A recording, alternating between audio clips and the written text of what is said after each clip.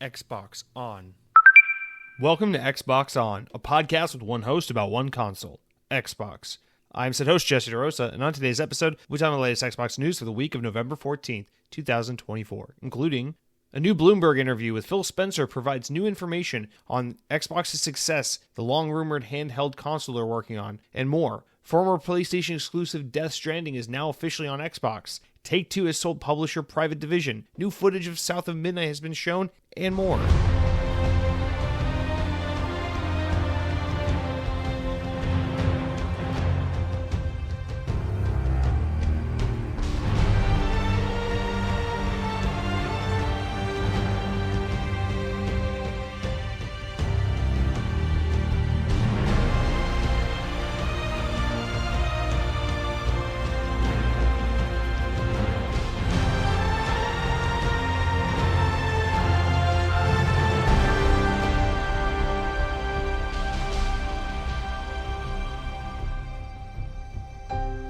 On this day, in this week in Xbox history, man, I gotta get used to saying that.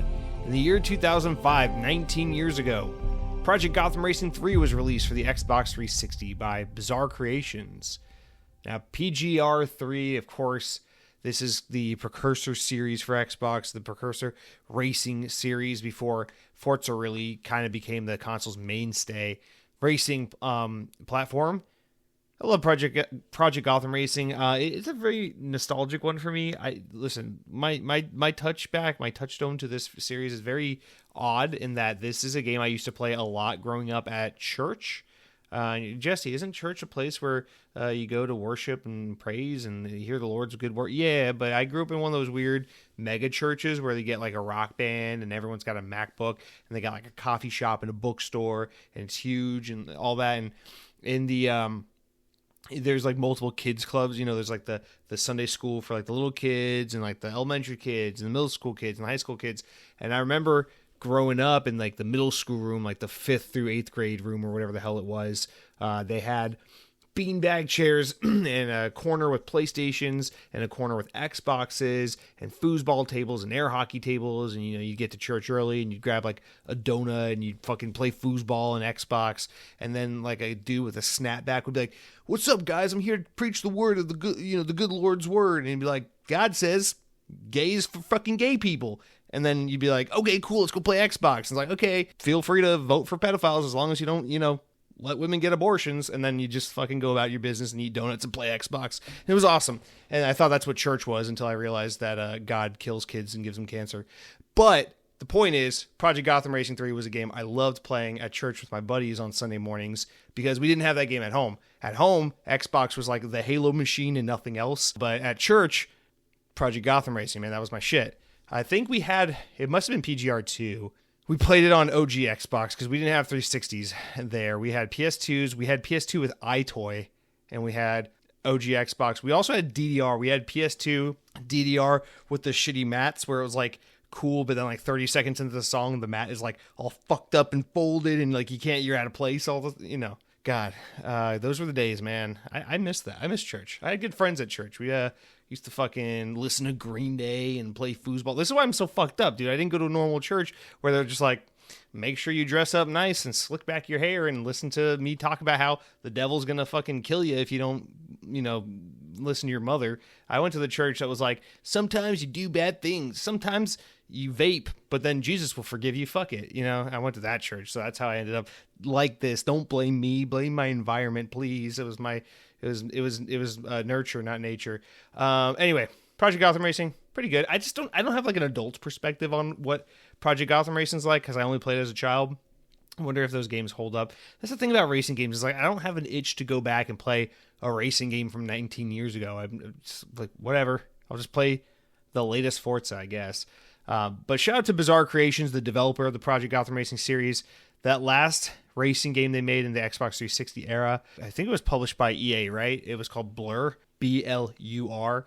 That game was really fucking cool. I actually liked that game a ton. I remember that came out in like early high school, mid-high school, sometime in high school. I remember really enjoying that game. But yeah, guys, welcome to Xbox On. It's a whole podcast about so many people have fallen off the podcast already. They're just like, yep, he got political. He got political about church or something. I don't know. It doesn't matter. Let's have some fun, guys. This is like my outlet. This is the 1.5 hour segment of my week where I get to be just an absolute nutcase, and then I gotta button up and pretend to be a normal functioning member of society. So in the meantime, let's just be absolutely deviant and disgusting and horrible by starting off with the notable game releases of the week. Farming Simulator 2025. It's out now. It's available on Xbox. People really like Farming Simulator. I got nothing to say to that. I just know these games are popular. And then also Dragon Quest III HD 2D remake. Dragon Quest III HD 2D remake. I can't believe they're selling this thing for $60. I mean, I know this is cool that this is available on Xbox and that they did this remake, and I'm not trying to like downplay like the amount of work that went into this, but I'm kind of shocked that they're going to charge $60 for this. But you know what? Good for them. I'm sure the game's worth it. That comes out November 14th. So the day this podcast goes live, you can get all twisted in your weird JRPG fantasy and play Dragon Quest 3. Oh man, sorry. Why am I breathing like I just took a lap? All I'm doing is reading Dragon Quest. It's such a mouthful. Guys, we got a decent amount to get to. It was shaping up to be a slow news week, and then like the last 24 hours, we got a decent amount to talk to. And so with time being of the essence today, I'm just going to kind of keep things rolling along as we get to the chunky good stuff. Let's start off with some mildly amusing stories. This week, I feel like we got pretty interesting stuff to talk about. Now, a couple of Phil Spencer interviews this week that took place, some Bloomberg reporting, which we're going to get into the main news segment. But I thought we'd start off with these little tidbits from Phil Spencer from this interview with GameFile that just went up. So Phil Spencer discussing the delay of Avowed, Obsidian's upcoming RPG. So in this interview with GameFile, Phil Spencer says the following. He goes, quote, "We can afford," and he's talking about it being a delay over, spacing and scheduling as opposed to like a quality situation. So he goes on the topic of the delay for Avowed. He says, "We can afford it. When we have Diablo's expansion, Black Ops 6, Indiana Jones," he said. "We didn't move Avowed because Obsidian needed more time. They'll use the time." But Xbox Game Studios head Matt Booty and I, Phil Spencer, were planning it out. And we talked about Game Pass. We talked to the Game Pass team, and we said, okay, let's make sure that we pace this out a little better. So this sounds to me like they are like, hey, let's not recreate 2021 where you put Forza Horizon 5 and Halo Infinite out like on top of each other, and then we're just like super dry after that for a while. Let's space this shit out. And I think this is the right move. I think Black Ops is a game that will take a lot of people's time and attention away and keep people very satiated and very happy on Game Pass. And then Stalker 2 comes out like pretty imminently, and then you get Indiana Jones after that. It's like, yeah, why the fuck force Avowed out? Like, let's just let Avowed kind of just wait it out. Just wait till sometime next year. So I totally get this, and I believe this. I believe Avowed is a game, obviously it's going to look and run a little better and feel a little better and be a little more polished as a result of having this delay, but I believe him here. I don't think this is like the game was in rough shape and it needed a delay. I feel like this is very much them learning from their mistakes of the past and saying, all right, let's be a little wiser about how we space out and market and push to the public all these Game Pass titles that are costing us a shit ton of money to develop, and then previously we had been releasing and marketing in a kind of flippant way. So let's be a little more deliberate about these kinds of moves. This is big money we're talking here, and I think this is the right way to go. So I respect that. Respect the answer. I think it's appropriate. But then we got all these other gameplay updates for games that are getting us all excited. So Xbox game that I'm probably most excited about next year, South of Midnight, had a huge half-hour documentary go up this week about the game. So it was released, I don't know, where was it released? Like Xbox Wire or something? YouTube. But developed by the Contrast and We Happy Few studio Compulsion Games, South of Midnight is a third-person action-adventure game set in the American Deep South. This is from VGC. As Hazel, you will explore the mythos and encounter creatures of Southern folklore in a macabre. I never know if you say it silently, like a French-style thing, or in a macabre, fantastical world, reads the official description of the game. When disaster strikes in her hometown, Hazel is called to become a weaver, a magical mender of broken bonds and spirits. Imbued with these new abilities, Hazel will confront and subdue dangerous creatures, untangle her webs of her own family's shared past, and if she's lucky, find her way to a place that feels like home. The new South of Midnight documentary features interviews with the developers and actors bringing the game to life. It also includes fresh gameplay, and there's the key feature, fresh gameplay.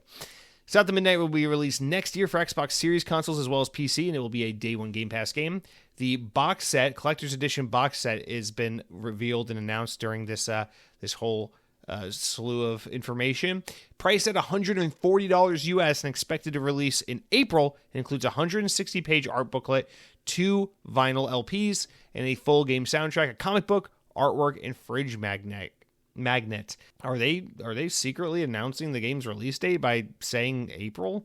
Because I assume that would come with like some kind of download code, or what's the deal there?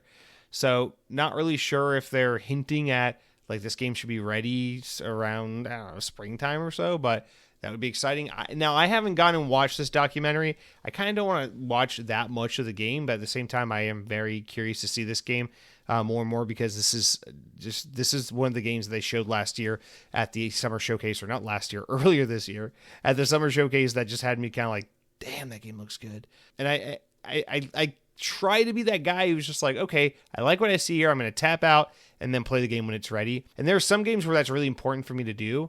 And then there's some games where I'm like, I don't really feel like I need to do that. In this game, I feel like this is kind of one of those games where I could watch this and it wouldn't impact the experience too much. Like I wouldn't be spoiling or overexposing myself to it. So I think I'm going to watch this documentary, this 30-minute video, when I get a little more free time. But, oh, man, I'm so excited about this game. It looks so good. I just can't believe we're getting a first-party Xbox game that's like of AAA quality, but it's a action-adventure, kind of animated style-looking game. And it's not, it's not open world. It's not a shooter. It's not an extraction multiplayer, quadruple, battle royale, whatever roguelike thing. It's just like an action-adventure game that's story-driven. I'm like, yeah, that sounds fucking cool, and the gameplay looks awesome. The characters are cool. I like this game. I really dig what we've seen of it so far, and I'm just very, very excited for the future of Xbox with creative, risks like South of Midnight. So definitely looking forward to that. But it doesn't end there. We also got another gameplay deep dive. Now, this isn't a documentary. This one was a gameplay deep dive, a 14-minute long video that Bethesda released this week about Indiana Jones and the Great Circle. So we got lots of new gameplay here. Now, this one I am definitely intentionally just sitting out because this game is very cinematic, very much story-driven. It's coming out very imminently, and I just don't need to ruin it for myself by watching all that much more gameplay and story content. I feel like I have seen enough of this to know it's going to be a fun game. So with the game coming out in less than a month on December 9th, definitely gonna just not watch it. But needless to say, Indiana Jones, really, really exciting get for Xbox. Don't let the fact that it's coming to PlayStation in a few months, like, kind of take the wind out of the sails of this being an exciting time for Xbox.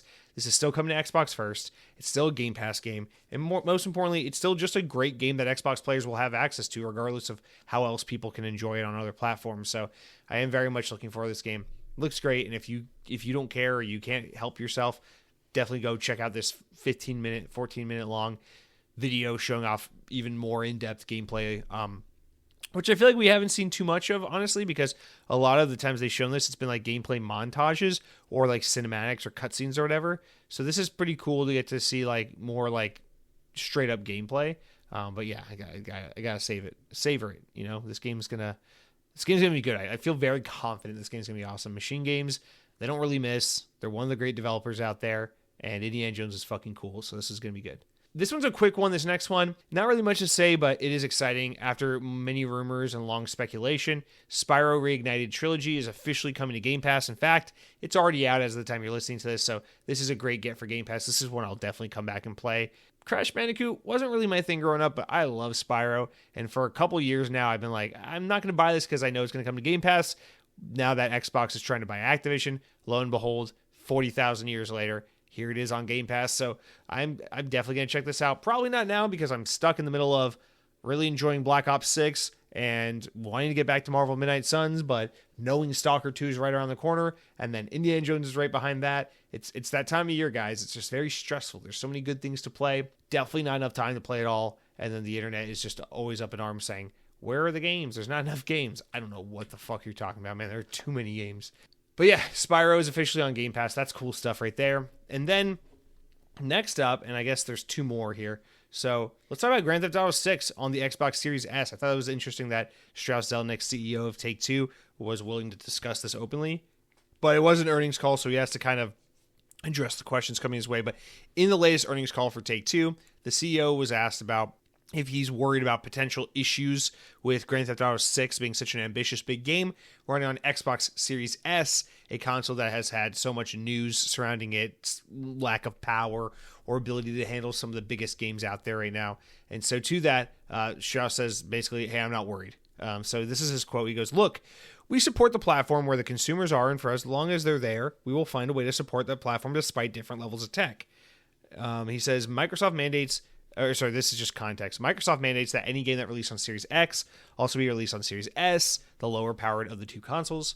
Zelnick continues on and says, our labels are really good at that. I'm not even worried. I've never worried about where the hardware was going. I've always said this many times over the years. First of all, I do not worry about things over which I have zero control. Secondly, I believe in the audience. The audience is going to show up if you have a great property, if you have great properties. And so we just have to make sure to be on an array of platforms. Basically just saying, we can't afford to not be on Xbox Series S. It's one of the big gaming platforms. We're going to be there. I'm not worried about the things I can't control, like Xbox's level of fidelity and capability and tech that they put into their box. We just know that Xbox is a place we have to be, and so we will be there. And that's really all he's saying. And I really respect that response, because it's very much like just nip it in the bud and just be like, shut up. Enough of this like internet hearsay. Like this is a console that has all the biggest, latest games running on it. We'll have Grand Theft Auto on there. Let's not make a mountain out of a molehill here. And I feel very much the same way. I still am of the mindset that the internet has greatly exaggerated how limited in capability the Xbox Series S is. And I say this as someone who the past year or so has probably played more Xbox Series S than he has Xbox Series X. And the more and more I play that console, the more I'm like, I'm not really sure that I think the Xbox Series X is even really all that worth the upgrade. Now, it is if you're super into fidelity and you have like the best TV and you want the disk drive and all the rest and the added space, the Series X is a great buy. But I really do believe that the Series S is the console that 90% of console buyers should have. It's really, truly great. And I pretty much never feel like my experience is compromised at all playing on Series S. And I just got to say, as someone who uses this console, the internet sure has a lot of shit to talk about a platform that they're probably not fucking playing on. This is probably a lot of PC gamers, a lot of PlayStation players, and a lot of people who don't even give a shit about Xbox trying to throw their hat into the ring because it's a conversation, and that kind of shit draws attention on the internet. And I just really don't buy this shit that Xbox Series S is this potato of a console, and you're never going to get a game like Grand Theft Auto 6 running on. It's like, shut up. Games today, they're not that crazy, and honestly, the power of like an Xbox Series X or a PS5, really not that impressive. You know, it's like you look at the PS5 Pro, and you look at how hard they're working to make such a marginal, negligible, useless difference in performance and visual fidelity. It's like, okay, we're not really developing games anymore for like a standard to which a console like a Nintendo Switch or an Xbox Series X or S could never reach. We're really designing games with this kind of scalable approach in mind, where games have kind of reached a point where the game is the game. Pretty much any hardware can run it. It's just a matter of at what level of fidelity do you want it to run. And I truly believe that that's kind of where we are for 99% of games. And that Grand Theft Auto 6 is a game where it's like, yeah, so it's going to have a lower frame rate and maybe look a little less pretty on Xbox Series S, but it's still going to run, and we just calm down. I'm just tired of all like the Series S is holding back the console generation. No, not really, because it's like you look at Series S compared to PS5 Pro, who gives a shit? You know, like again, 99% of people, who gives a shit? They play the same games. The games look great. One of them looks a little better. It's like, are you going to spend, how much is PS5 Pro again? It's like $700. You want to spend $700 on a PS5 Pro or $250 to $300 on a Series S? Because all the performance gap in between, whether you fill that with an Xbox Series X, a PS5 or a PS5 Pro, it's like, it's diminishing returns. This is hyper nerdy specific stuff for the most hardcore user. I just feel like we're not really in a situation where it's tough and it's difficult. It's really more of a situation of like a developer said some shit about a Batman game a few years ago, and now the internet is obsessed with trying to make this sentiment an undeniable reality, when that's just not the case. So I'm denying it. My personal truth is that Xbox Series S is incredible, and you can go fuck yourself. That's all I gotta say. Speaking about getting fucked, let's talk about Blizzard. Let's talk about Warcraft. So this happened today, shortly before we started recording, but Blizzard had a Warcraft 30th anniversary direct stream, and during that stream, they announced something really cool here. It is the Warcraft 1 and 2 fully remastered versions as part of the Warcraft Remastered Battle Chest, which was announced, revealed, released, whatever, all today. It's available now. It's $40, and it comes with 3 games. Warcraft 1 Remastered, Warcraft 2 Remastered, and Warcraft 3 Reforged, which was released years ago, but it had a huge 2.0 patch that came with it, which overhauls environments and lighting and revamps UI, according to Blizzard. So they are really up-resing and updating this controversial re-release of Warcraft 3, and including along with HD remasters of Warcraft 1 and 2 into this 3-game battle chest. So these remasters for Warcraft 1 and 2 have brand new hand-drawn visuals, which capture the original art style from each game. You'll be able to switch between the old and new graphics in real time, just like you can in Halo Anniversary. Blizzard says that they have added modern controls for Warcraft 1, while both games include various UX and UI improvements. So this is awesome. It's available now, of course, for PC. I would love for this stuff to be on Xbox, but I don't know if we'll ever really see it come to Xbox. But I do got to be honest, watching the trailer for this reminded me, World of Warcraft has just taken over all the oxygen for this brand, this franchise. But personally, I don't care for World of Warcraft. It's a fine game. I don't have anything against it. It's just nothing I care for. But I always forget that I actually genuinely like the Warcraft series, like the original series, the RTS games. This is a series I just grew up with. This Warcraft was always around growing up. It was just a staple in our household. Cronky, when he was a kid, dude, Warcraft was like Cronky's Star Wars growing up. That kid was obsessed with Warcraft. He played those games all the fucking time.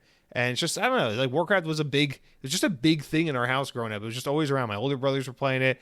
My younger brother's playing it. I was playing it. I wasn't even supposed to play it. I was a Spider-Man kid. I was supposed to be running around, getting my knees scraped, trying to swing webs from tree to tree in my backyard. And instead, I was in the computer room playing Warcraft like a fucking nerd. So it's, I don't know, it's just a thing. I have a lot of warm, fuzzy nostalgia and appreciation for Warcraft. And watching this trailer was like, damn, I would kind of like to go back and play some of these games again. They look great. I think the art style is going to be a little bit of a divisive thing for some fans. I could see that being a thing.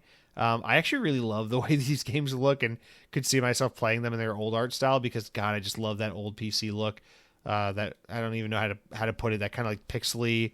I don't even know what I'm trying to say, but I love that old school art style of the original Warcraft games. And to me, there's something just very, very comforting about that look. But this new art style, I feel like is very appropriate and very easy to read, and will be good for modern audiences, albeit a little more cartoony than I like, I think. But overall, just seeing all these games running in action and knowing that they're more accessible than ever before, that is very tantalizing. I gotta say, Xbox, figure out a way to get these games on Xbox now that you own Warcraft. It's part of the Xbox brand somehow. That'd be cool. That'd be really cool. But anyway, so that was announced, so good for you Warcraft nerds out there. Guys, that's it for all of our opening news stories. Let's get into the games I've been playing real quick, and then we'll hop into the real news that only real men can talk about. You know what I'm saying? All right. Talking about the games I've been playing. Oh, wait. Before I can tell you about the games I've been playing this week, I got to first tell you about what it is I've been eating. I want to talk to you a little bit about a place called BOMA. You know what BOMA is. You go on over to Disney's Animal Kingdom Lodge. Go to the bottom floor to where all the restaurants are. And there's a little buffet restaurant called BOMA. We probably talked about this on the podcast a few years ago or something at some point. I love this place. So Disney World is kind of famous for a couple of its buffet restaurants. And this is probably the best one. I don't know. I'm a huge fan of Cape May Cafe. I know that one's kind of Disney fans are divided on that one. I love Cape May Cafe. But BOMA is a very, very special one. I think everyone loves BOMA. It's just such a universally beloved restaurant among the Disney nerds. But it's at the Disney Animal Kingdom, not the theme park, but the resort the hotel themed to Animal Kingdom.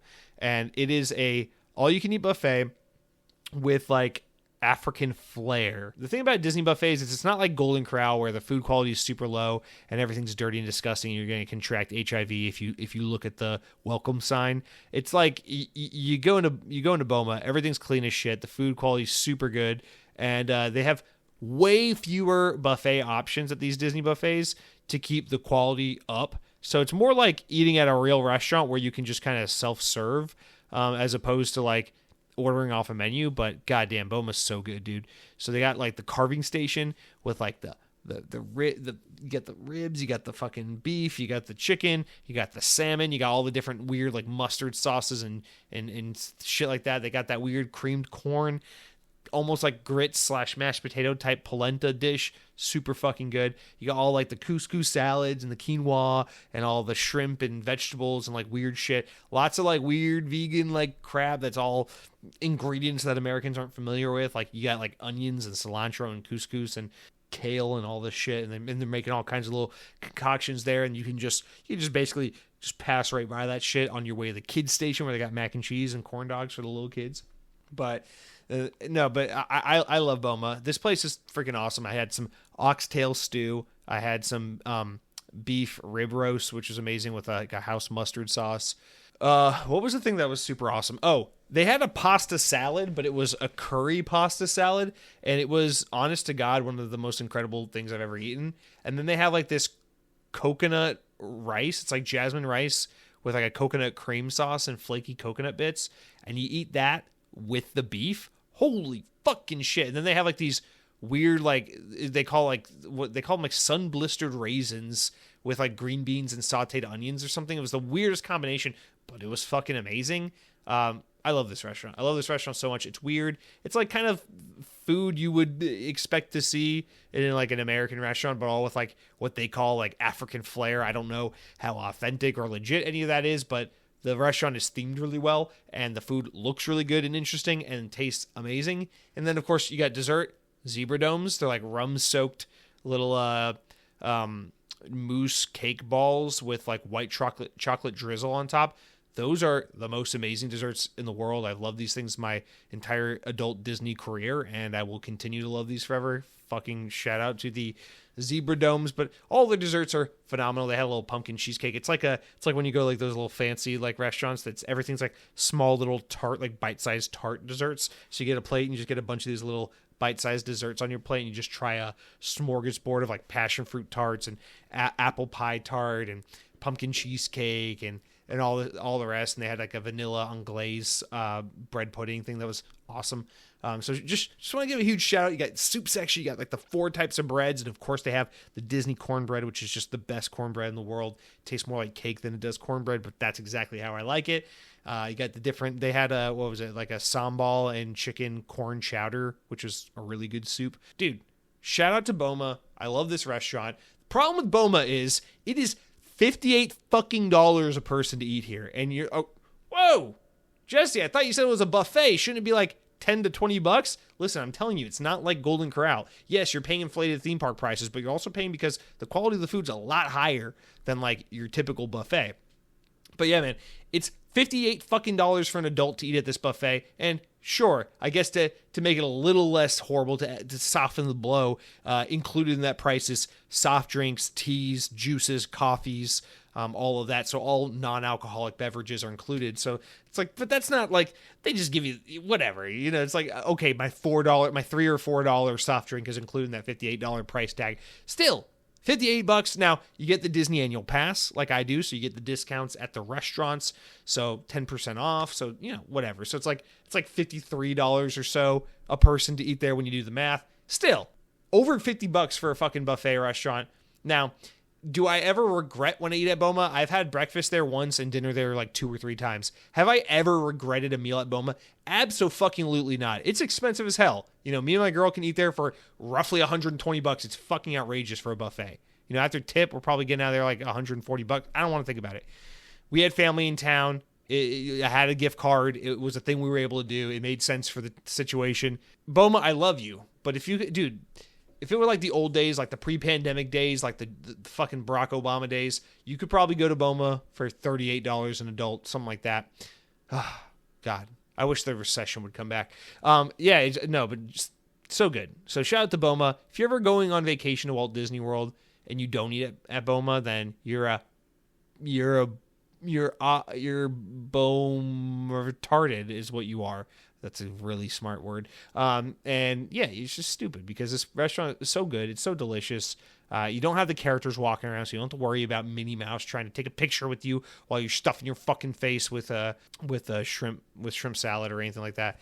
So it's good. It's good stuff. I love you, BOMA, and I will think about you intimately.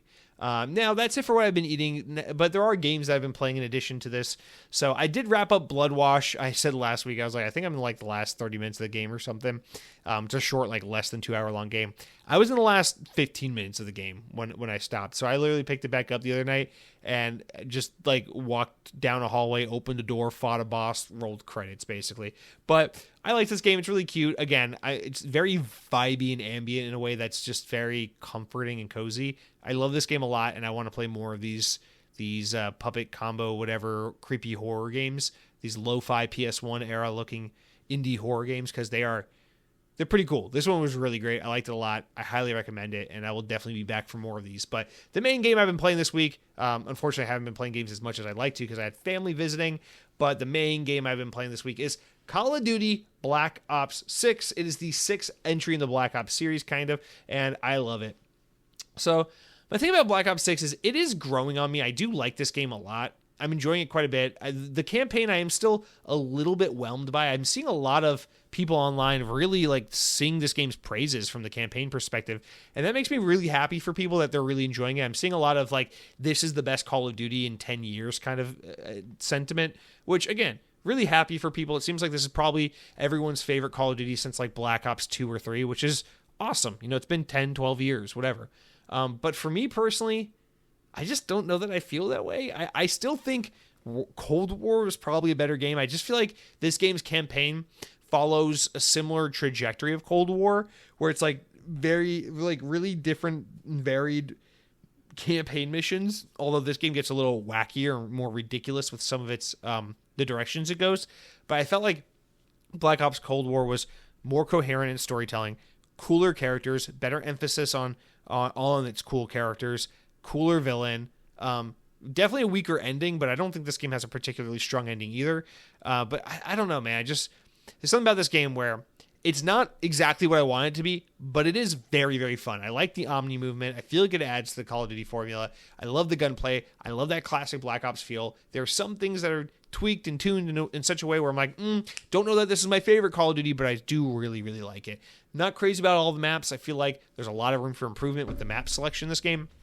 But overall, I do like the game quite a bit. I am having a lot of fun with it. And I am a little upset constantly, actually, with this game because I want more time to play it, and I just cannot find the time. I've been so busy every weekend lately with just obligation stuff. Like this weekend, I got to do the airport. This weekend, I got to go do the family thing. This weekend, I got to do a combination of working and picking butt hairs out of my neighbor's lawn. I don't know what the hell. I've just been very tied up the past month or so. But I'm very much hoping and praying that this is the weekend where it's like Black Ops, hockey, not even thinking about opening a door or window or going outside even remotely. I just want to stay in and be a lazy bum and play some Black Ops 6 because I am enjoying it. And I want to get back into the zombies. I feel disgusted knowing I've only played like 4 hours of Call of Duty Zombies on this game in like the 3 weeks it's been out. It's really appalling to me. So definitely got to spend some deep, deep time with this game this weekend. Campaign's under my belt. I got no plans. It's just me and that campaign multiplayer or that multiplayer zombies combo. Can't get any better than that. That and let's see. Utah plays on Friday night. We don't got any hockey on Saturday. I think Saturday is going to be an all-day Call of Duty day if you ask me. Let's fucking go, boys. But yeah, that's it for what I've been playing, really. Excited to get back into some gaming this weekend. But other than that, guys, let's take a quick break here. Come back, get into the main news segment. I'll be right there with you. See you on the other side, baby boy.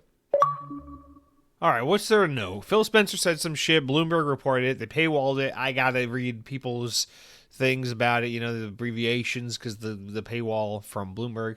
I really hate that about Bloomberg. They get these great scoops and then you got to pay to... I'm not going to pay. Listen, I'm sorry, Bloomberg. I understand you're trying to hold on. I'm not going to pay. No one's going to pay. Stop doing it.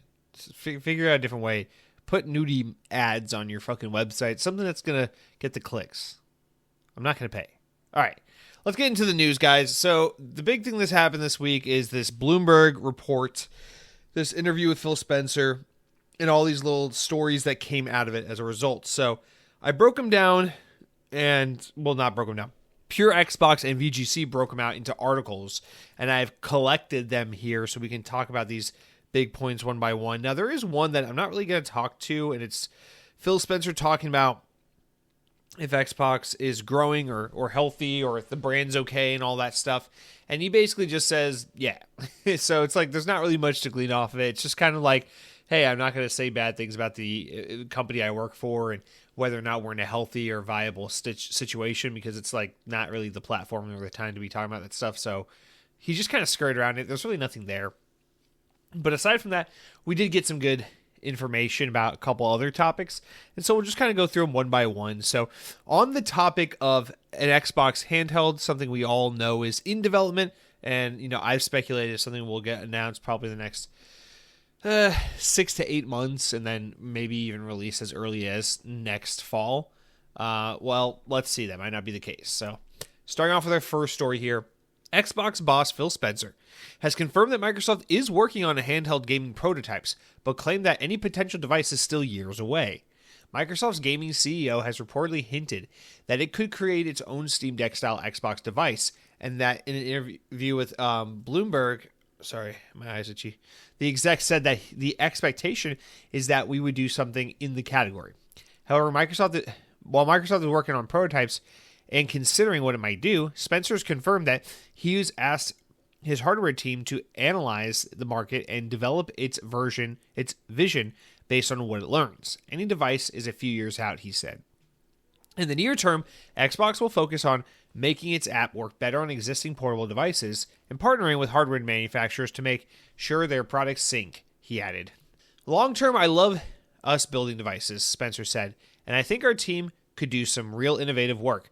But we want to be informed and by learning and what's happening now.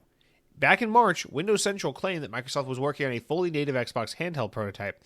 Executives returned to the subject during IGN's interview following the Summer Games Showcase for Xbox, in which Phil dropped his biggest hint yet about the handheld in the works. When it was put to Spencer that Xbox has been building its business around the strategy of being where players are, be that on PC or more recently on other platforms, he said, so, we should have a handheld, right? I think we should have a handheld too. So, yeah, basically, this is just reaffirming. They are working on a handheld. But this is this is what I fucking hate about Phil Spencer, dude. He talks when he shouldn't talk. It's like, why would you say that comment to IGN if you guys weren't like actively developing a handheld? So this summer he's like, you guys think it'd be cool if there was an Xbox handheld? Yeah, I think it'd be cool if there was an Xbox handheld. And then months later he's telling Bloomberg, whoa.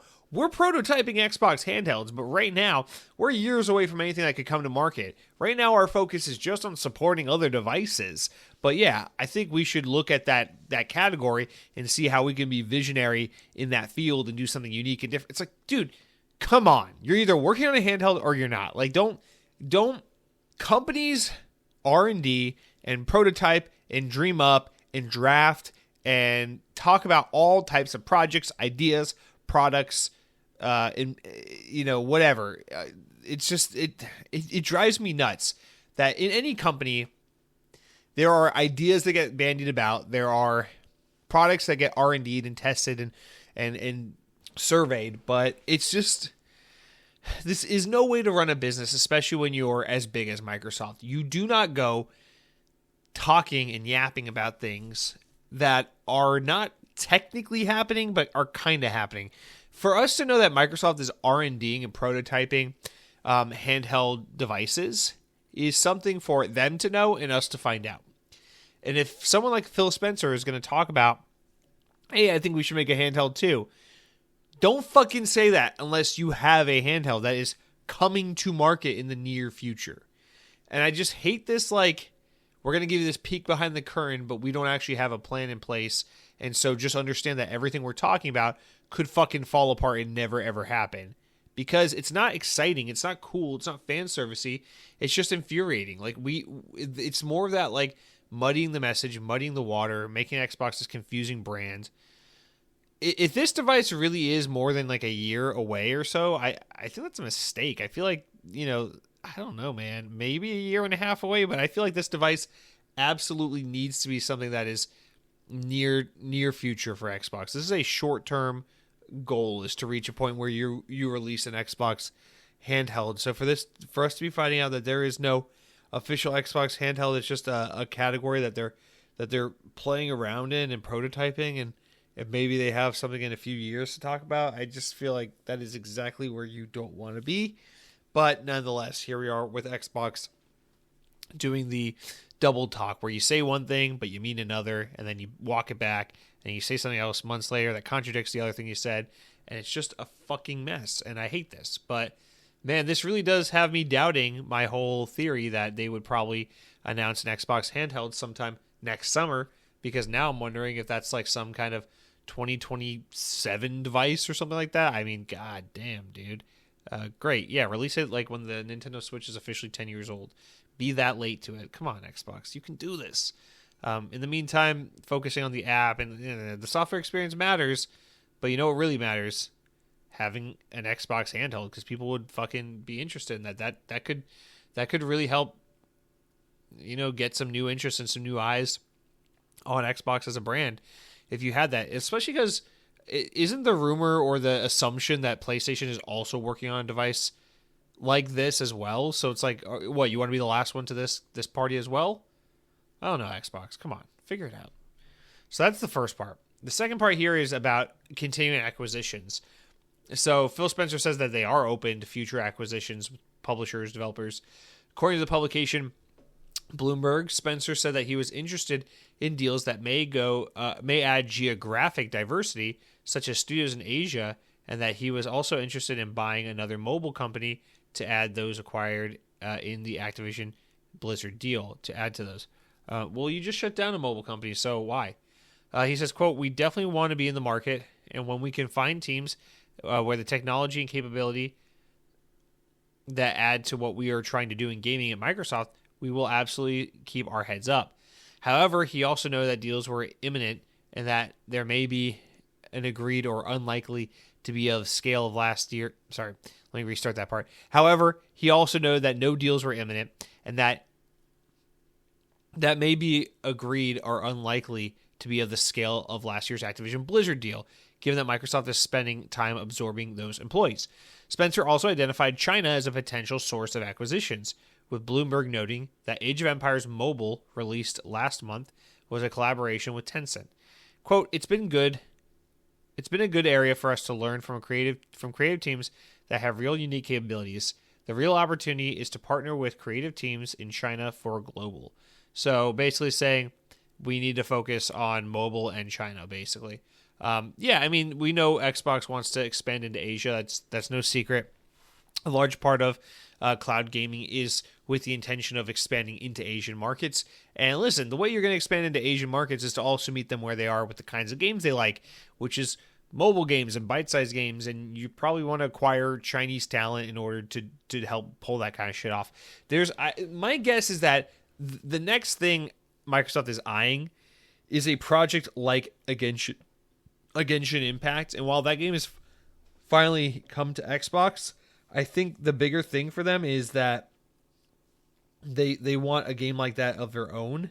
And so they're probably looking around saying, how can we get some kind of like mobile / Xbox thing that's just perfect for streaming, perfect for mobile device, and will really resonate with the China / Korea type crowd that they're really trying to get, and I guess maybe Japan as well.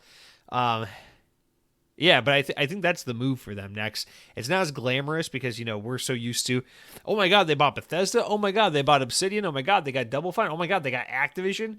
But yeah, the next one might not be as interesting. It'll be like some, big Chinese mobile company or something really lame like that. But it's about rounding out that portfolio. And I think that's the kind of deal that's going to help them in their quest to grow Game Pass and to grow cloud streaming and to grow Xbox into other territories around the world. Because, acquiring like a Bungie or something like that would just be more fanboy traditional Xbox versus PlayStation kind of fodder. And so it's like you got to be a little more creative and selective as you try to think about growing beyond what Xbox has traditionally been, which is what they want to do. So we all might be thinking, oh my God, buy this team, buy that team. But that's not what Microsoft and Activision need to be focusing on right now from a financial standpoint. So I think that's probably what they're looking at is trying to get some kind of Chinese mobile developer that can give them their version of a Genshin Impact, if I had to guess. Now, on the topic of Xbox exclusives coming to PlayStation and other platforms, this is the last one here we'll get into. This is a big one. Microsoft's gaming CEO reiterates that they will not rule out any first-party Xbox game potentially coming to rival platforms like Nintendo or PlayStation. Phil Spencer reportedly said that he was pleased with the results of the first wave of multi-platform games and that Microsoft would bring more titles to other platforms. He says, "I do not see the sort of red lines in our portfolio that say, 'thou must not,'" he said, adding that it was too early to make a decision on the next version of Halo. Spencer previously said that he would never want to rule any game coming to another platform, and that if he claimed that Xbox is considering bringing newly remastered versions of Halo Combat Evolved to PlayStation, or that was claimed. Xbox has also reportedly weighed up the idea of releasing Gears of War, Flight Simulator, Starfield on rival consoles. Spencer told The Verge back in February, quote, I don't think we should, as an industry, ever rule out games going to any other platform. To ensure long-term success for both Xbox and the industry as a whole, we must continue to evolve."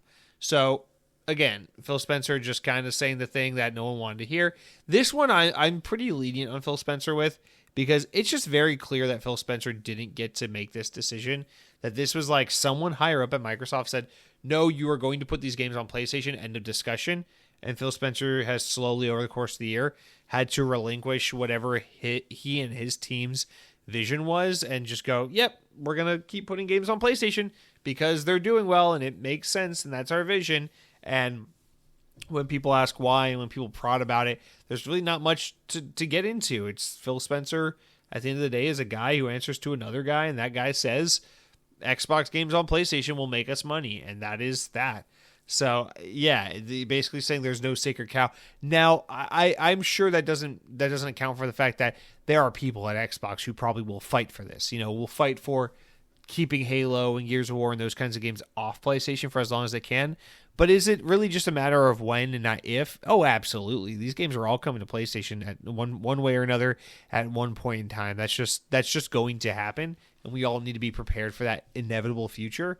But yeah, this is Phil Spencer basically saying, yes, I cannot hold anything back. These games will come eventually. Please don't fucking send hate mail. But yeah, those are the quotes we got from this Bloomberg article with Phil Spencer. Some good stuff for sure, of course. A little disappointing. Halo's coming to PlayStation. Xbox handheld isn't anywhere imminent. They're looking to buy and acquire more in China. I don't know, man. It's not really anything I want to hear, but that Indiana Jones game's coming out soon. It looks pretty fucking sick. All right, let's talk about something that is pretty cool, though. Xbox has inadvertently earned a game on its platform that was formerly a PlayStation exclusive. Kojima Productions' Death Stranding is now officially on Xbox Series consoles with a surprise release. Developer announced on the Xbox version on social media posts last Thursday and confirmed it will be available at a 50% discount for a limited time, which means $20 US. The announcement was made as the clock ticked midnight in Japan, marking exactly 5 years since Death Stranding was first released for PlayStation 4, which could suggest that an exclusive agreement has expired. That's exactly what that suggests. Sony published Death Stranding on PS4 in November 2019, and 505 Games released it on PC in 2020. The director's cut hit PS5 in 2021 and was released for PC in 2022. A sequel, Death Stranding 2 On the Beach, is currently in development exclusively for PS5. However, creator Hideo Kojima has strengthened his ties with Xbox with the announcement of new games like OD. Quote, I really like to challenge new things, Kojima said at the Game Awards last year. With the help of Xbox Game Studios using their cloud gaming technology, I'm doing this together. It is a game, don't get me wrong, and at the same time it's a movie. and at the same time a new form of media. Kojima then announced last year that he has teamed up with A24 to bring live-action film adaptations of Death Stranding to the big screen. So, this is really exciting for Xbox to just have this optical win. I really think that's all there is to this, really. Because the thing about Death Stranding is, it runs on Decima, which is a Sony engine made by Guerrilla Games for like the Killzone and Horizon series. Okay, whatever. PlayStation pumped money into this game, and it was announced as a PlayStation game, and originally a PlayStation exclusive for a long time. Kind of thought to be a PlayStation game. But at the end of the day, Kojima Productions earned and retains the rights to the game, and it is no longer exclusive on PlayStation. And so they have the ability to put it on other platforms. And so that's simply all we're seeing here. This isn't like PlayStation testing the waters and putting a game on Xbox. No. This is a game that 505 and Kojima Productions have the ability to publish in other places and have rights to, and they decided to put the game on Xbox. Now, it is a cool optical win because for most people, they're not going to know those details. They're just going to be like, oh man, that PlayStation game Death Stranding came to Xbox. Good for them. Now, this isn't as cool and flashy as Sea of Thieves coming to PlayStation, but it is a step in the right direction, and it is nice to see that kind of scripts get flipped a little bit, just because so much Xbox shit on PlayStation has caused so much of a public stink, and this will at least optically give Xbox a little bit of a win, although ultimately it is meaningless. It's just a game that now has no real ties or affiliations with PlayStation, and therefore is eligible to come to Xbox, and therefore the people who own the publishing rights to the game said, I like money, let's put it on Xbox, and that's really why we're here. But it makes me wonder about the sequel, if maybe Kojima Productions was able to get PlayStation to agree to less of an exclusivity deal, where maybe that game will only be on PlayStation for 1 or 2 years before it can come to Xbox, as opposed to another 5, because that would suck if the next Death Stranding game comes out in, 2025 next year, and then we have to wait till 2030 to get it on Xbox. It just seems like too much hassle for what we're going to get out of it. But this is really cool, obviously good for Xbox, and good for people who want to check out Death Stranding and don't have PlayStation. I'm sure the game is great, like most people said it was. And then finally, a wrap-up story here is that Take-Two has sold its indie publishing label, Private Division. This is from VGC. They announced the move alongside the second quarter earnings results last Wednesday, but did not disclose who the studio they sold it to and for how much. Quote, we recently made the strategic decision to sell our Private Division label so we could focus on our resources on growing our core business for the long term, said Strauss Zelnick, CEO of Take-Two. As part of this transaction, the buyer purchased substantially all of Private Division's existing and unreleased titles. This was told to Variety in an interview. However, Take-Two continues to support No Rest for the Wicked, which launched in April in early access. Importantly, we're grateful for the contributions of that Private Division team made to Take-Two, and we're confident that they'll continue to achieve success. It is claimed that Take-Two may have laid off a vast majority of Private Division staff, and that it was shutting the Kerbal Space Program 2 developer Intercept Games, as well as Ollie Ollie World Studio Roll 7. On Wednesday, during the earnings call last week, the publisher confirmed that it had indeed closed those two studios ahead of the sale. Private Division was established in 2017 to publish games from top creative talent and growing independent and development landscape. It's published titles like Panache Games' Ancestors, The Humankind Odyssey, Obsidian's The Outer World, Piccolo Studios' After Us, Die Gut Fabrik Saltsee, Chronicles of the Evening Star, Penny's Big Breakaway, etc. It was announced in May that it had signed a new action-adventure IP from Pokemon studio Game Freak, codenamed Project Bloom, which was expected to release during Take-Two's fiscal year ending in March 2026. Clearly, things have changed. The plan is very different, and now Private Division is sold to some other entity that we don't know who it is. It could be Xbox, honestly, for all we know.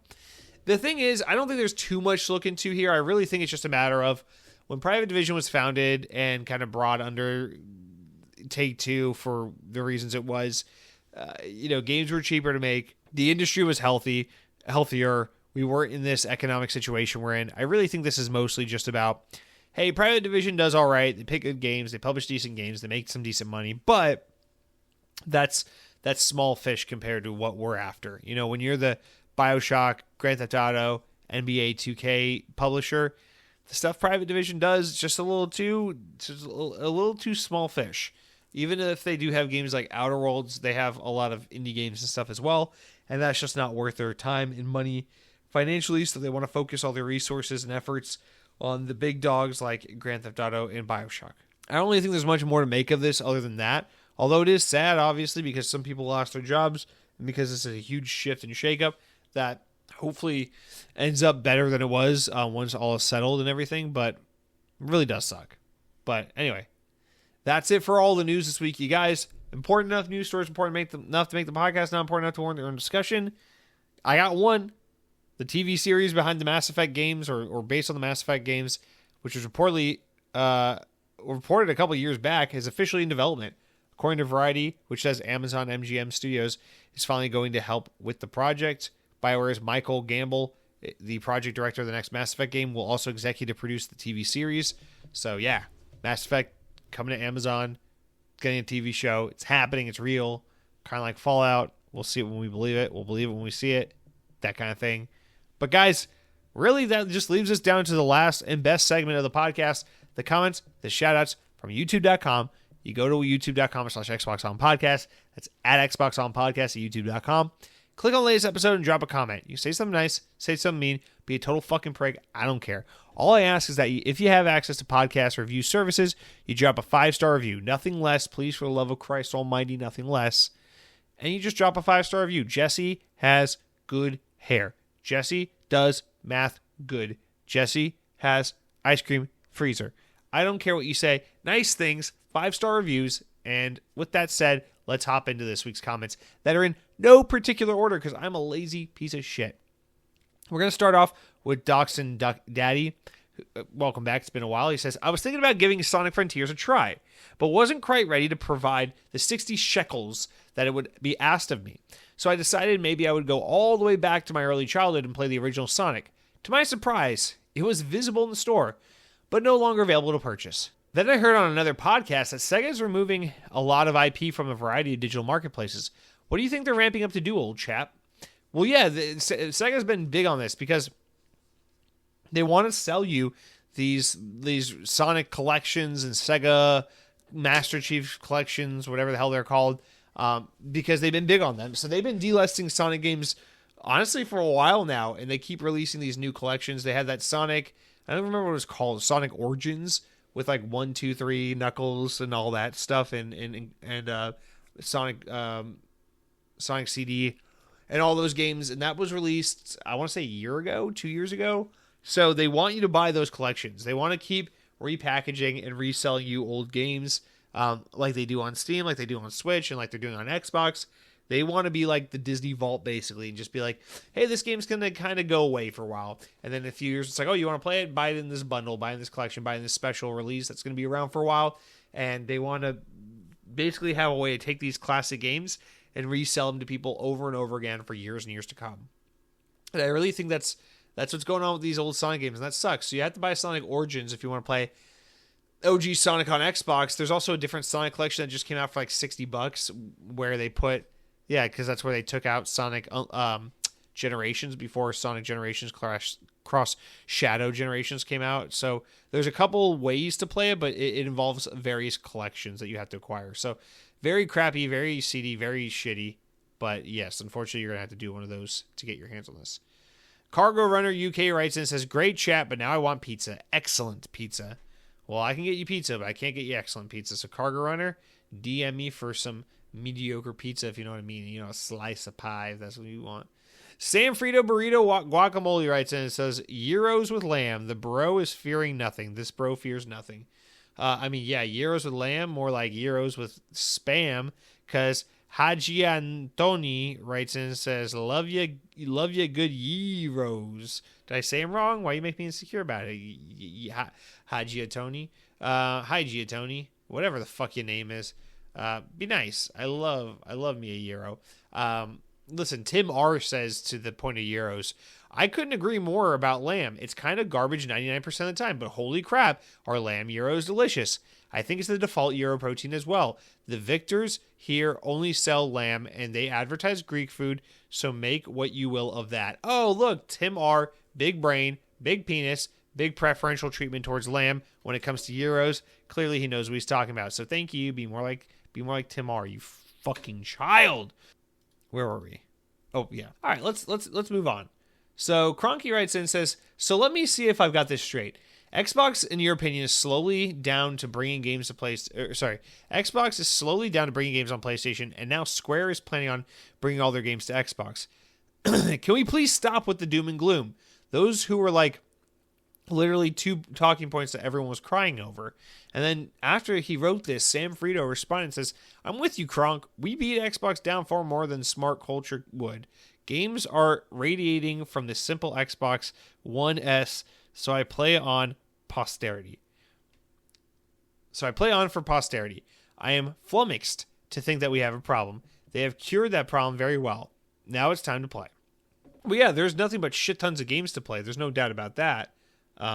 But listen, this is not a one-to-one. A third-party publisher saying, "Hey, we need to support Xbox," is not the same as Xbox taking all their original owned first-party content and shoving it on PlayStation. These are not apples to apples. This is definitely not a fair talking point. And yeah, we are doom and gloom on Xbox sometimes because a lot of huge moves are being made at Xbox. A lot of crazy changes have been made, and it's just we all want to see it work out for Xbox in the end as people who love the brand and play here and have a lot of money and time invested in this ecosystem. So yeah, there's a lot of criticism to be levied because we want what's best for Xbox and we want to preserve our ecosystem where we have all of our money, time, achievements, and everything logged and spent. So yeah, I mean, I think that's a pretty valid reason to be critical and invested with Xbox. I don't really feel like it needs much more justification beyond that. But yeah, we gotta be doom and gloom about it because I think there's good reason to be. That being said, well, hang on. Let me say it like this. Because Xbox can find the time to get a lot of their games on PlayStation right now, but they can't fucking get an Xbox handheld out or figure out Halo in a reasonable time frame to save their fucking lives. So that's the kind of shit. It's like, where are the priorities? Why are these timelines so messy? I think that's a huge part of it, Cronky. But yeah, I mean, I love Xbox. I criticize them deeply because I care. So let's be clear about that. I love Xbox. And I'm, it's like Disney, you know, why you gotta say evil, racist, sexist, misogynistic things about Bob Iger? Because you love Horizons at Epcot and you gotta protect it. Tim R writes in with the final comment of the week and says, "Basements get a bad rep. They're naturally cooler than the rest of the house. They have limited exposure to sunlight, so no screen glare, and they protect you from tornadoes. That's a perfect 5 out of 7 room if you ask me. It's just the waterheads that never leave home that are shoved out of public view by their disappointed families. Taint the basement's obvious superiority as a room." Now, Tim R., this is probably in reference to some throwaway line I said last week about people living in basements or listening to people who YouTube from their basement, whatever. That is an expression, the guy that lives in his mom's basement kind of thing. But make no mistake, Tim R., I'm not here to rag on basements. I'm with you 100% of the way. The basement is a god tier room.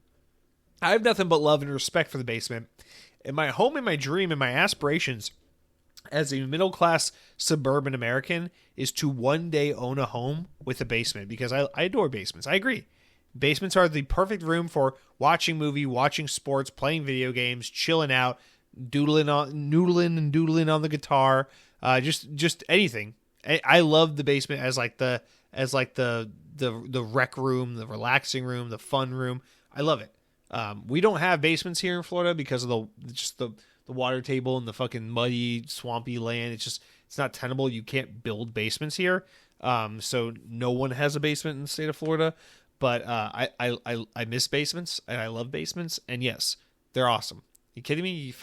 The dream is every man's dream to have a basement so that you can tell the kids and the wife to fuck off, and that's the room where you drink Molson's and Labatt Blues while you fucking watch The Boys on TV, and then you play Xbox for a couple rounds, and then you watch Curb Your Enthusiasm until you fall asleep at 3 a.m. like a hoser. So don't get me wrong, basements, god tier room. I love it. Easy access to the outside, but you feel so secluded at the same time. Great rooms. I love basements. Shout out to basements. But the thing about basement is the nerds, the YouTubers, the freaks, the creeps, the underachieving men in society that live in the basements. Yeah, they give basements a bad rep. So maybe we should change it. Maybe we need to flip it as a society. We need to put these people in like the pantry or the attic or something. We need to find another room. Maybe the half bath, A lot of homes like 2.5, 3.5 bath. So maybe the half bath can be the place where these nerd basement dwelling type figures get relocated to, so that the normal people can enjoy the basement, because it's a great place to have your first kiss with your boy when your parents are out of town. I don't know. Basements are magical. Magical things happen in the basement. It's where listen, 100% of teenage rock bands that don't happen in the garage happen in the basement. I'm gonna be honest, as someone who played rock music in high school and was in a rock band, I will take the basement over the garage any fucking day. Garage band, more like basement boys. So, Tim R., thank you for writing in. God bless. Shout out to the basement. And to all of you listening, thank you so much. It's been a week. Short podcast. Gotta keep it brief.